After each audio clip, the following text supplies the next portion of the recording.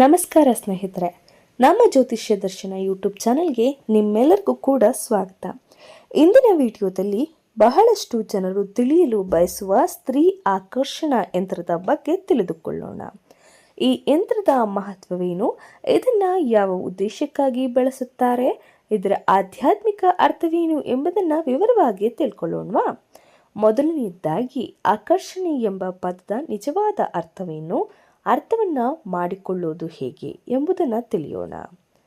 ಆಕರ್ಷಣೆ ಅಂದರೆ ಯಾರನ್ನಾದರೂ ಅವರ ಇಚ್ಛೆಗೆ ವಿರುದ್ಧವಾಗಿ ನಮ್ಮ ಕಡೆ ಸೆಳೆಯುವುದು ಅಲ್ಲ, ಬದಲಾಗಿ ನಮ್ಮ ವ್ಯಕ್ತಿತ್ವ, ಒಳ್ಳೆಯ ಗುಣ, ಸೌಜನ್ಯ, ಸತ್ಯ ಮತ್ತು ಪ್ರೀತಿಯ ಮೂಲಕ ಇತರರ ವಿಶ್ವಾಸ ಮತ್ತು ಗೌರವವನ್ನು ಗಳಿಸುವುದು. ನಮ್ಮ ಶಾಸ್ತ್ರಗಳಲ್ಲಿ ವ್ಯಕ್ತಿಯ ಆಂತರಿಕ ಶುದ್ಧತೆ, ಆತ್ಮವಿಶ್ವಾಸ ಮತ್ತು ಉತ್ತಮ ನಡವಳಿಕೆಯೇ ನಿಜವಾದ ಆಕರ್ಷಣಾ ಶಕ್ತಿ ಎಂದು ಹೇಳಲಾಗಿದೆ. ಈ ಯಂತ್ರವನ್ನು ಕೆಲವರು ದೇವಿಯ ಕೃಪೆಗಾಗಿ, ದಾಂಪತ್ಯ ಜೀವನದಲ್ಲಿ ಪ್ರೀತಿ, ಪರಸ್ಪರ ಅರ್ಥೈಸಿಕೊಳ್ಳುವಿಕೆ ಮತ್ತು ಕುಟುಂಬದಲ್ಲಿ ಸೌಹಾರ್ದತೆ ಹೆಚ್ಚಲಿ ಎಂಬ ಭಕ್ತಿ ಭಾವದಿಂದ ಪೂಜಿಸುತ್ತಾರೆ. ಆದರೆ ಒಂದು ವಿಷಯವನ್ನು ಸ್ಪಷ್ಟವಾಗಿ ನೆನಪಿಡಿ, ಯಾವುದೇ ಯಂತ್ರ ಅಥವಾ ಮಂತ್ರವನ್ನು ಮತ್ತೊಬ್ಬರ ಸ್ವಾತಂತ್ರ್ಯಕ್ಕೆ ವಿರುದ್ಧವಾಗಿ ಅಥವಾ ಅವರಿಗೆ ಹಾನಿ ಮಾಡುವ ಉದ್ದೇಶದಿಂದ ಬಳಸಬಾರದು. ಆಧ್ಯಾತ್ಮಿಕತೆಯ ಉದ್ದೇಶ ಯಾವಾಗಲೂ ಒಳ್ಳೆಯತನ, ಶಾಂತಿ ಮತ್ತು ಧರ್ಮದ ಮಾರ್ಗವಾಗಿರಬೇಕು.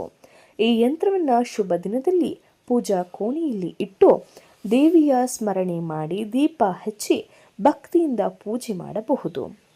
ಪೂಜೆಯ ಸಮಯದಲ್ಲಿ ಮನಸ್ಸು ಶಾಂತವಾಗಿರಬೇಕು ಮತ್ತು ಯಾರಿಗೂ ಕೆಟ್ಟದ್ದನ್ನು ಬಯಸಬಾರದು.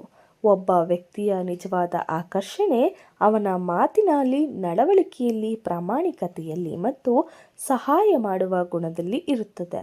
ಸಿಹಿಯಾಗಿ ಮಾತನಾಡುವ ವ್ಯಕ್ತಿಯನ್ನು ಎಲ್ಲರೂ ಇಷ್ಟಪಡುತ್ತಾರೆ.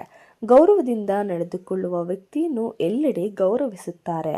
ಹಾಗೆಯೇ ನೀವು ಇಷ್ಟಪಟ್ಟವರು ಅಥವಾ ನಿಮ್ಮ ಮಾತು ಕೇಳುವಂತೆ ಮಾಡಿಕೊಳ್ಳುವವರು ನಿಮ್ಮಂತೆ ಆಗಲು ಸ್ಕ್ರೀನ್ ಮೇಲೆ ಕಾಣುತ್ತಿರುವಂತಹ ಮಂತ್ರವನ್ನು ಜಪಿಸಿ. ಮತ್ತೊಮ್ಮೆ ಹೇಳುತ್ತಿರುವೆ, ಈ ಒಂದು ವಿಷಯ ಅಥವಾ ಈ ಒಂದು ಕಾರಣ ಒಳ್ಳೆಯದಕ್ಕೆ ಆಗಿದ್ದರೆ ಒಳ್ಳೆಯದು.